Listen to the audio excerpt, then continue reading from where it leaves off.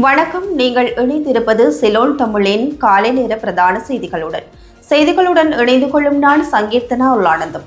விரிவான செய்திகளுக்கு செல்வதற்கு முன் இன்றைய நாளுக்கான தலைப்புச் செய்திகள். நகரசபை எதிர்க்கட்சி தலைவரின் குடும்பம் சடலமாக மீட்கப்பட்ட பின்னணி விசாரணையில் அதிர்ச்சி தகவல். செம்மணி விவகாரத்தில் தமிழரசு கட்சியின் பொருத்தமில்லாத செயற்பாடு. கஜேந்திரகுமார் பொன்னம்பலம் சாடு. வாகன விபத்தில் குழந்தையுட்பட 3 பேர் பலி. வடக்கு, வடமத்திய மற்றும் கிழக்கில் இடியுடன் கூடிய மழை. ரஷ்யாவில் சக்தி வாய்ந்த நிலநடுக்கத்தை அடுத்து சுனாமி எச்சரிக்கை. இனி விரிவான செய்திகள்.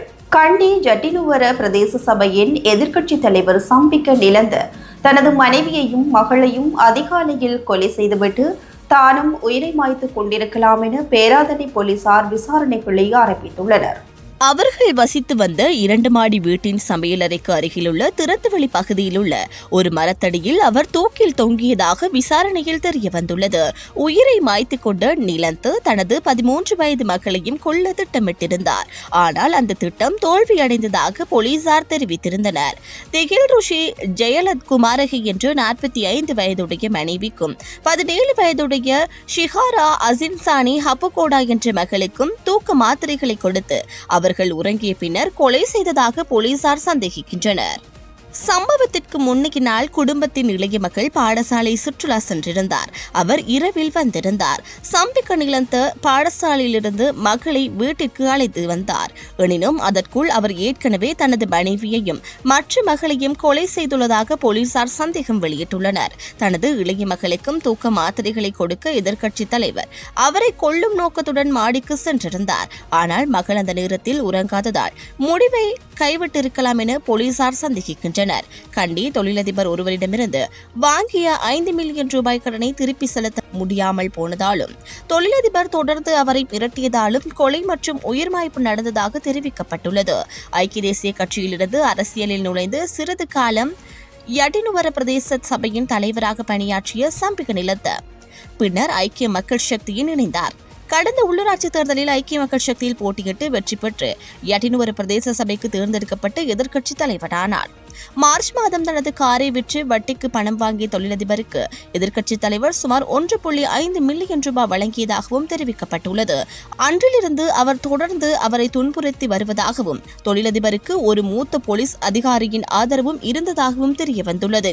இந்த பிரச்சினைகளை விரைவில் தீர்ப்பதாக கண்டியில் உள்ள உயர் போலீஸ் அதிகாரிக்கு வழங்க 5 லட்சம் ரூபாய் வழங்குமாறு சட்டத்திரணி கேட்டதாகவும் எதிர்க்கட்சி தலைவரின் கடைசி கடிதத்தில் குறிப்பிடப்பட்டுள்ளது. கொலை செய்யப்பட்ட 17 வயது மகள் தொழுநோயால் பாதிக்கப்பட்டிருந்ததாகவும் அவரை சிகிச்சைக்காக இந்தியாவுக்கு அழைத்து செல்ல எதிர்க்கட்சி தலைவர் முயற்சித்ததாகவும் விசாரணையில் தெரிய வந்துள்ளது. இந்த மரணம் தொடர்பில் நெருங்கிய உறவினரான மினேல் ஹப்புகொட என்ற பெண் தகவல் வழங்கியுள்ளார். உயிரிழந்தவர்கள் தனது சித்தியும் சித்தப்பாவும் அவரது மகளுமாகும். மிகவும் அன்பாக வாழ்ந்தவர்கள். அவர்களுக்குள் எந்த விரிசலும் இல்லை. ஆனால் கடந்த சில நாட்களாக சித்தப்பா ஒரு பெரிய பிரச்சனையில் சிக்கிக் கொண்டார். அவர் ஒரு பிரச்சனையில் சிக்கியிருப்பதை என் தந்தையும் அறிவார். ஆனால் இப்படி ஏதாவது நடக்கும் என்று நாங்கள் யாரும் நினைத்திருக்கவில்லை என குறிப்பிட்டுள்ளார். நீதிபதியின் விசாரணைக்கு பிறகு உடல் பிரேசோதனைக்காக பேராதனை போதனா வைத்தியசாலைக்கு கொண்டு செல்லப்பட்டது. உயிர் பிழைத்த 13 வயது மகள் தற்போது பேராதனை போதனா வைத்தியசாலையில் சிகிச்சை பெற்று வருகின்றார். இந்த சம்பவம் குறித்து பேராதனை போலீசார் விசாரணைகளை நடத்தி வருகின்றனர். செம்மணி விவகாரம் தொடர்பில் தமிழரசு கட்சியினுடைய நாடாளுமன்ற உறுப்பினர் ராசமாணிக்கம் சாணக்கியன் இலங்கை அரசாங்கத்திடமே மீண்டும் விசாரணை கோரியவை பொருத்தமில்லாத செயற்பாடு என்று நாடாளுமன்ற உறுப்பினர் கஜேந்திரகுமார் பொன்னம்பலம் தெரிவித்துள்ளார். ஊடகம் ஒன்றுக்கு வழங்கிய நேர்காணலிலேயே அவர் இவ்வாறு குறிப்பிட்டுள்ளார். தொடர்ந்தும் கருத்து தெரிவித்து அவர் சாணக்கியன் முன்மொழிந்த ஒத்திவைப்பு பிரேரணையில் சர்வதேச குற்றவியல் விசாரணை பற்றி எதுவும் குறிப்பிடப்படவில்லை. அரசாங்கம் நடத்த வேண்டிய விசாரணை பற்றி மட்டுமே குறிப்பிடப்பட்டுள்ளது. செம்மணியில் ஆரம்பகட்ட அகழ்வு பணிகள் மீட்கப்பட்ட பிரித்தானியாவில் உள்ள 15 எலும்புக்கூடுகளை மீண்டும் இலங்கைக்கு கொண்டு வருமாறு கேட்டுக் கொள்ளப்பட்டுள்ளது என குறிப்பிட்டார். நாட்டின் வெவ்வேறு பகுதிகளில் இடம்பெற்ற வீதி விபத்துகளில் 1.5 வயது குழந்தை உட்பட 3 பேர் உயிரிழந்துள்ளனர். இந்த விபத்துகள் நேற்று மாத்தளை, மதவாச்சி மற்றும் கட்டான போலீஸ் பிரிவுகளில் இடம்பெற்றுள்ளன.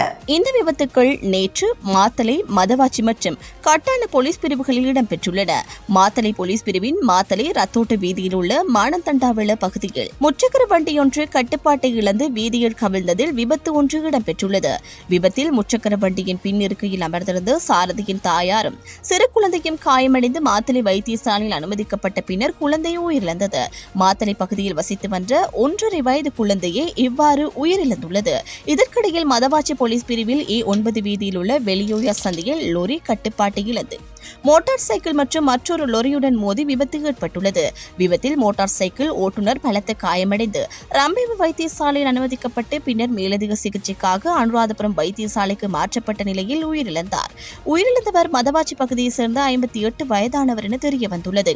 இதேவேளை கட்டான போலீஸ் பிரிவுக்குட்பட்ட நீர்கொழும்பு மேரிகம வீதியில் லங்கா மாதா வீதி திரும்பும் சந்தையில் கெப் வண்டி ஒன்று வலதுபுறம் திரும்ப முயன்றபோது எதிர் திசையில் வந்த மோட்டார் சைக்கிள் மீது மோதி விபத்து ஏற்பட்டுள்ளது.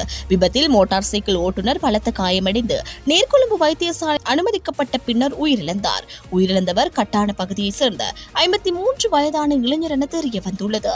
எதிர்வரும் சில நாட்களில் வடக்கு, வடமத்திய, ஊபா மற்றும் கிழக்கு மாகாணங்களில் மாலை வேளையில் இடியுடன் கூடிய மழை பெய்ய சாதகமான வளிமண்டல நிலைமைகள் உருவாகி வருவதாக வளிமண்டலவியல் திணைக்களம் எதிர்ப்பு கூறியுள்ளது.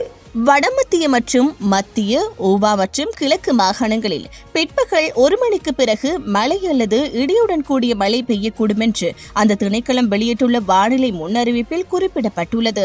மேல் மற்றும் சப்ரகமுவ மாகாணங்களிலும் காலி மற்றும் மாத்தறை மாவட்டங்களிலும் சிறிதளவு மழை பெய்யக்கூடும். தென் மாகாணத்தில் அவ்வப்போது மணிக்கு 40 கிலோமீட்டர் வேகத்தில் ஓரளவு பலத்த காற்று வீசக்கூடும்.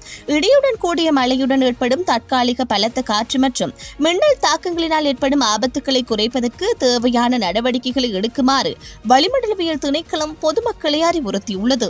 ரஷ்யாவின் கிழக்கு கடற்கரையில் சக்தி வாய்ந்த நிலநடுக்கம் ஏற்பட்டதாக வெளிநாட்டு ஊடகங்கள் செய்தி வெளியிட்டுள்ளன. இந்த நிலநடுக்கம் ரிக்டர் அளவுகோலில் 8.7 ஆக பதிவாகியுள்ளதாக அமெரிக்க புவியியல் ஆய்வு மையம் தெரிவித்துள்ளது. இந்த நிலநடுக்கம் ரிக்டர் அளவுகோலில் 8.7 ஆக பதிவாகியுள்ளதாக அமெரிக்க புவியியல் ஆய்வு மையம் தெரிவித்துள்ளது. ரஷ்யாவின் பெட்ரோபாவ்லோ கம்சாட்ஸ்கிலிருந்து சுமார் 85 மைல் தொலைவில் 19 கிலோமீட்டர் ஆழத்தில் இந்த நிலநடுக்கம் ஏற்பட்டதாக அந்த மையம் மேலும் குறிப்பிட்டுள்ளது. நிலநடுக்கத்தை தொடர்ந்து ஹவாய் மற்றும் அலாஸ்காவின் அலோடியன் தீவுகளின் சில பகுதிகளுக்கு சுனாமி எச்சரிக்கை விடுக்கப்பட்டுள்ளதாக தெரிவிக்கப்பட்டுள்ளது. அத்துடன் ஜப்பானின் கடலோர பகுதிகளுக்கு சுனாமி எச்சரிக்கைகள் நீடிக்கப்பட்டுள்ளதுடன் கடல் அலைகள் 1 மீட்டர் வரை உயரக்கூடும் என்று எதிர்வு கூறப்பட்டுள்ளது. அளவுருக்களின் அடிப்படையில் பரவலான ஆபத்தான சுனாமி அலைகள் சாத்தியமாகும் என்று பசிபிக் சுனாமி எச்சரிக்கை மையம் தெரிவித்துள்ளது. நிலநடுக்கத்தின் மையப்பகுதி ரஷ்யாவின் தூரக்கிழக்கில் உள்ள கம்சட்கா தீபகற்பத்தில் கடற்கரையில் அமைந்துள்ளதுடன் இது அடர்த்தியான மக்கள் தொகை இல்லாத நாட்டின் தொலைதூர பகுதியாகும் என்பது குறிப்பிடத்தக்கது. இத்துடன் சிலோன் தமிழின் காலை நேர பிரதான செய்திகள் நிறைவு பெறுகின்றன. எமது செய்திகளை தொடர்ந்தும் அறிந்து கொள்ள www.ceylontamil.com என்ற எமது இணையதளத்துடன் பிரவேசியுங்கள். வணக்கம்.